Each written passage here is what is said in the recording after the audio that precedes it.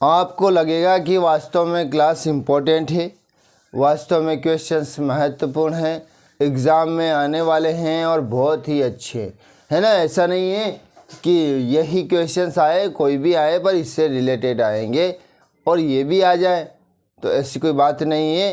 पर ये आए नहीं आए, शब्द चेंज होकर आए, पर आएंगे ज़रूर, ठीक है ना। ये क्वेश्चंस ज़रूर आएंगे, ठीक है ना। तो हम देख रहे हैं बोर्ड पर दिखाई दे रहा है आपको क्लियर, क्या दिखाई दे रहा है आपको, वही डू एज डायरेक्टेड क्या करना है, क्या अनुसार करना है, वाक्यों को जिस प्रकार से कहा गया है उसी प्रकार से चेंज करना है, उसी प्रकार से कंबाइन करना है, उसी प्रकार से करना है निर्देश के अनुसार। देख लीजिएगा फर्स्ट सेंटेंस है अपना, they are selling their house, वे अपना मकान बेच रहे हैं, वे अपना मकान बेच रहे हैं।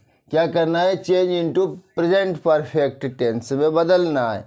ये किस में है, ये है प्रेजेंट कंटिन्यूअस टेंस में, प्रेजेंट कंटिन्यूअस टेंस में है, आपको परफेक्ट में बनाना है। परफेक्ट का स्ट्रक्चर याद है आपको, क्या है परफेक्ट का स्ट्रक्चर, सब्जेक्ट प्लस हैज या हैव प्लस वर्ब की थर्ड फॉर्म प्लस ऑब्जेक्ट, ठीक है ना, हैव या हैज़। तो हैव या हैज़ कहाँ आएगा उसका भी बता रखें कि ही, यदि सब्जेक्ट हमारा ही शी एट नेम, ठीक है ना, ही शी एट नेम और सिंगुलर होगा तो हैज़ यूज़ होगा, और आई वी यू दे प्लूरल होगा तो हैव होगा। तो सबसे पहले सब्जेक्ट देख लेते हैं, क्या सब्जेक्ट, दे, दे। फिर क्या है सहायक क्रिया, हैव, है ना, हैव आएगा, अभी बोला है ना हमने। वर्ब की, मेन वर्ब की थर्ड फॉर्म सेल है, ये तो सेलिंग तो आईएनजी फॉर्म है, सेल है पहली फॉर्म, तो सोल्ड सेकंड है, सोल्ड थर्ड है। They have sold their house, ये हमने क्या कर दिया, चेंज कर दिया, किसमें, प्रेजेंट परफेक्ट टेंस में चेंज कर दिया है हमने। और ये था प्रेजेंट कंटिन्यूअस का था, है ना, हमने चेंज किया है इसको, तो ठीक है, समझ में आ गया। ओके, सेकंड देख लेते हैं, she speaks the truth, she speaks the truth, वह झूठ बोलता है, वह सत्य बोलता है, वह सत्य बोलता है। यह है प्रेजेंट इंडेफिनिट टेंस का वाक्य है, प्रेजेंट इंडेफिनिट टेंस का वाक्य है, और इसको क्या करना है, नेगेटिव में बनाना है, ठीक है ना। तो इसमें क्या, इसमें याद रखने वाली बातें हैं कि प्रेजेंट इंडेफिनिट है तो उसकी हेल्पिंग वर्ब क्या होती है, उसकी हेल्पिंग वर्ब होती है डू या डज। प्रेजेंट इंडेफिनिट की या सिंपल की क्या हेल्पिंग वर्ब होती है, डू या डज। डू कहाँ आता है, डज कहाँ आता है। यदि हमारा subject he she it name और सिंगुलर होगा तो डज आएगा, और आई वी यू दे और प्लूरल होगा तो डू आएगा, ठीक है। तो अपना सब्जेक्ट क्या है, शी है, तो शी है तो क्या आएगा, डज आएगा। इंट्रोगेटिव में क्या होता है, हेल्पिंग वर्ब पहले लिखते हैं, हेल्पिंग वर्ब पहले लिखते हैं, फिर सब्जेक्ट लिखते हैं, फिर वर्ब लिखते हैं, फिर ऑब्जेक्ट लिखते हैं और इंट्रोगेटिव मार्क लगाते हैं। तो देख लीजिएगा क्या आता है, क्या बोला अभी अपने, डज आता है, डज सब्जेक्ट है हमारा शी, डज शी वर्ब क्या है, स्पीक्स है, एस फॉर्म है, वो एस लग रहा था वो नहीं आएगा, does she speak the truth, the truth और इंट्रोगेटिव मार्क। ये हो गए 2 अंक प्राप्त हो गए हमारे, कोई ज़्यादा कठिनाई नहीं आई इसमें, ठीक है ना। ये इंट्रोगेटिव में करा और ये हमने प्रेजेंट परफेक्ट में कन्वर्ट करा, ठीक। चिल्ड्रन आर मेकिंग टॉयज़, ये क्या करना है इसका, चिल्ड्रन आर मेकिंग टॉयज़, बच्चे खिलौने बना रहे हैं। इसको करना है हमको पैसिव वॉइस में कन्वर्ट कर, ये एक्टिव वॉइस में, तो हमें पैसिव वॉइस में कन्वर्ट करना है। इसको किस में करना है, पैसिव वॉइस में कन्वर्ट करना है। आप उदास हैं, आप उदास हैं तो आप अतीत में जी रहे हैं। आप चिंतित हैं तो आप भविष्य में जी रहे हैं। आप शांति में हो तो वर्तमान में जी रहे हो। ठीक है। Children are making toys, change into passive voice. तो पैसिव वॉइस में ये कंटिन्यूस का है, प्रेजेंट कंटिन्यूस का है। ठीक है। पैसिव वॉइस में कन्वर्ट कर रहे हैं तो ऑब्जेक्ट लिखेंगे सबसे पहले तो टॉयज, ऑब्जेक्ट लिखा, फिर कंटिन्यूअस का तो इसमें क्या होता है, are being, is being, am being, जो भी होता है वो आता है। ठीक है ना। तो आर बीइंग आ जाता है कंटिन्यूअस में, वो बीइंग और एक्स जुड़ जाता है। ठीक है ना। तो टॉयज हो गया। ठीक है। टॉयज के बाद में toys are helping verb, are तो है ही था अपने पास में, पर उस सब्जेक्ट के हिसाब से नहीं आ रहा, अभी सब्जेक्ट के हिसाब से आ रहा है। बॉयज आर बीइंग, वर्ब की थर्ड फॉर्म मेकिंग है तो मेक है पहली फॉर्म, तो थर्ड फॉर्म होती है मेड बाय चिल्ड्रन, चिल्ड्रन। ठीक है ना। इसमें क्या है, बच्चे खिलौने बना रहे हैं। अब खिलौने बच्चों के द्वारा बनाए जा रहे हैं, खिलौने बच्चों के द्वारा बनाए जा रहे हैं। समझ में आया आपको अच्छे से कि पैसिव में कन्वर्ट करते हैं तो क्या होता है और कैसे बोला जाता है। ये सब्जेक्ट था तो ये बोला, अब ये सब्जेक्ट की जगह पे आया है तो इसको बोला हमने। ठीक है। आते हैं फोर्थ सेंटेंस पे। In the park were playing children football, rearrange the words, make sentence. शब्दों को सही से व्यवस्थित क्रम में जोड़ना है और एक कंप्लीट सेंस वाला सेंटेंस बनाना है, जो कंप्लीट सेंस देता है वो बनाना है। ठीक है ना। तो ये तो हुआ हमारा first sentence, second sentence, third sentence, next one fourth. तो क्या है, इसमें से हम सब्जेक्ट ढूंढते हैं। सब्जेक्ट हमारा चिल्ड्रन है। क्या है सब्जेक्ट, चिल्ड्रन है। तो चिल्ड्रन लिख दिया हमने, चिल्ड्रन। सब्जेक्ट हेल्पिंग वर्ब यदि हो तो वो देख लीजिएगा, वो नहीं है तो मेन वर्ब, मेन है हेल्पिंग वर्ब है ना, वर प्लेइंग, हेल्पिंग वर्ब और मेन वर्ब दोनों साथ में ही है, कोई ज़्यादा प्रॉब्लम नहीं है। तो वर प्लेइंग। ठीक है ना। Children were playing. अब देखिए ऑब्जेक्ट क्या है, फुटबॉल। अदर वर्ड क्या है, in the park, in the park. ठीक है स्टूडेंट्स, समझ में आ गया आपको। Children were playing football in the park, ये हमारा सेंटेंस कंप्लीट हुआ। रीअरेंज कर लिया और मीनिंगफुल सेंटेंस बना लिया आपने। अब बच्चे बगीचे में खेल रहे थे, उसमें कुछ सूझ नहीं पड़ा, बगीचे में वर प्लेइंग खेल रहे थे, चिल्ड्रन फुटबॉल, चिल्ड्रन बच्चे, फुटबॉल फुटबॉल, रीअरेंज था है ना, इधर उधर मतलब बिखरा हुआ था। ठीक है। आगे देखते हैं। She lived in Shivpuri, she lived in Shivpuri change into interrogative. Interrogative में कब करेंगे, क्योंकि एग्जामिनर ऐसा नहीं सिंपल दे देता है कि फट से इंट्रोगेटिव में बदल लेंगे कि सहायक क्रिया आई हुई है उसको झट से आगे लिख दिया। यहाँ सहायक क्रिया नहीं दिया था, यहाँ सहायक क्रिया नहीं दिया था, तो हमें वो माइंड में रखना है हमारे कि वही सहायक क्रिया है ये।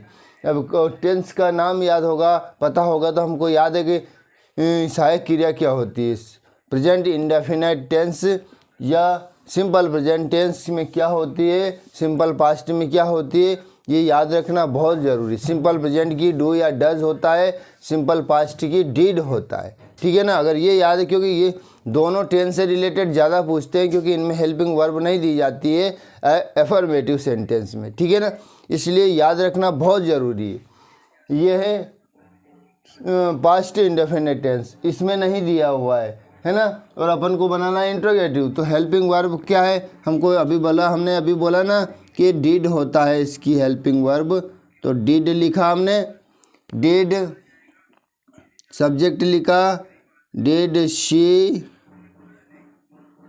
अब सेकंड फॉर्म है तो फर्स्ट फॉर्म आ जाती है, ये याद रखना है, क्योंकि हेल्पिंग वर्ब आ गई ना उधर तो इधर सेकंड फॉर्म नहीं रहती है। Did she live in Shivpuri, Shivpuri.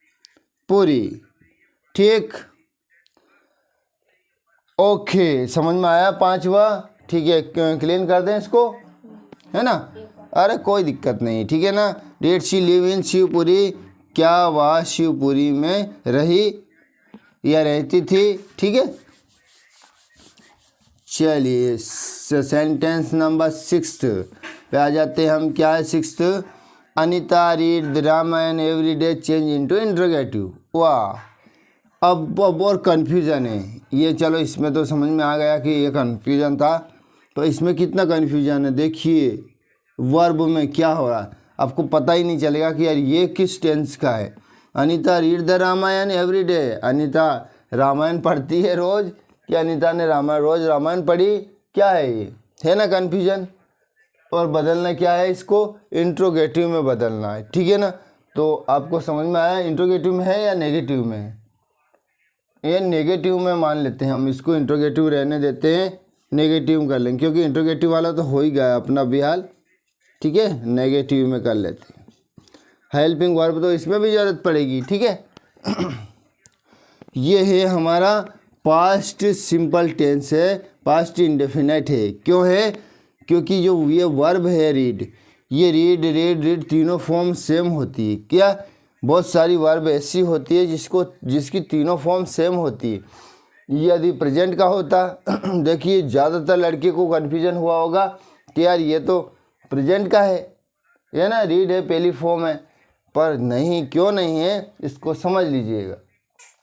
He she it name या सिंगुलर आया तो वर्ब में एस या इस लगता है, अगर वो लगा हुआ है तो ही सिंपल प्रेजेंट में है, प्रेजेंट इंडेफिनिट में। ये नहीं आया तो आपको लगना चाहिए कि सेकंड फॉर्म है, ये पास्ट इंडेफिनिट का है ना। इसलिए ये चीज़ याद रखनी है, कुछ वर्ब होती है जो उसका तीनों फॉर्म सेम होता है, कन्फ्यूजन हो जाता है। तो एग्जामिनर कन्फ्यूजन वाले तो पूछते हैं ना आपसे, क्या पूछते हैं, और तो लिखते हैं हम अनीता, नेगेटिव बनाया तो did not, Anita did not the Ramayana, did not read, ये पहली फॉर्म भी वही है, सेकंड भी वही थी, did the Ramayana every day. ठीक, ये अपना हो गया नेगेटिव। 7th पे आ जाते हैं। The tea is too hot to drink, so that का प्रयोग करना है। सो दैट का प्रयोग हमने बताया था, अच्छे से बताया था। ठीक है ना, एक अब समझ लीजिएगा, अब आसानी हो जाएगी आपको। द टी लिखा हमने, सब्जेक्ट लिख दिया, बहुत अच्छे से क्लास ले रखी है दोस्तों। द टी लिखा, इज, और ये टू है, रिमूव टू में देखा होगा क्लास में अपने, तो इसकी जगह हमने लिखा सो, है ना। The tea is so hot, चाय इतनी गर्म है, कितनी गर्म है, दैट। अब देखिए मैंने क्या कहा था, वो तो पहले सब्जेक्ट था, तो सब्जेक्ट लिखते हैं, फिर जो भी है वो प्रोनाउन बनता है वो लिखते हैं, और उसके बाद में कैन नॉट लिखते हैं, और बाकी चीज़ लिखते हैं, ऑब्जेक्ट जो भी है। पर यहाँ देखिए आपको सब्जेक्ट का कोई ऐसा पता नहीं चल रहा है। चाय के बारे में चर्चा हो रही, चाय इतनी गर्म है, तो इसका मतलब था कोई नहीं पी सकता है, चाय इतनी गर्म है कोई नहीं पी सकता है। तो एक और चीज़ रिमूव टू में बताया हमने कि यदि ऐसा लग रहा है आपको कि प्रोनाउन सब्जेक्ट प्रोनाउन वाला नहीं मिल रहा है, तो वहाँ की जगह वन लिख सकते हैं। तो क्या लिख सकते हैं, वन याद रखना, बहुत महत्वपूर्ण है। One can not drink it, याद रखना, ये आएगा इस प्रकार, ड्रिंक इट, ये तो चाय हो गया, ईट तो, ये तो ईट जो लिखा है तो ये किसका, इसका, क्योंकि उसका रिपीट नहीं किया हमने। पर यहाँ अगर ऐसा लगा आपको कि यहाँ प्रोनाउन है, सब्जेक्ट नहीं मिल रहा है, तो वहाँ क्या लगा सकते हैं हम, वन लिख सकते हैं। ये याद रखना है, मोस्ट इम्पॉर्टेंट थिंग है। ठीक है, the last one is Aman is very intelligent, he can pass this exam. Aman बहुत इंटेलिजेंट, बुद्धिमान है, वह आसानी से यह परीक्षा पास कर सकता है। इसमें भी आपको क्या करना है, सो दैट का प्रयोग करना है, ठीक है ना। देखिए सो दैट रिमूव टू में आया तो भी सो दैट लगाया हमने। अब इसमें भी सो दैट आ रहा है तो इसमें कैसे लगाएंगे ये देख लीजिएगा। सामान्य है, बिल्कुल आसान है। क्यों है देख लीजिएगा। अमन वेरी को रिमूव करते हैं यहाँ। अमन is so intelligent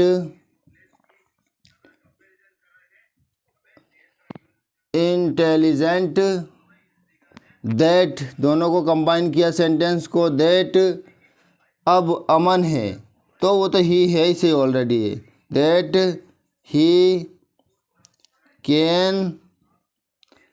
can pass this exam easily, ठीक है, इजीली।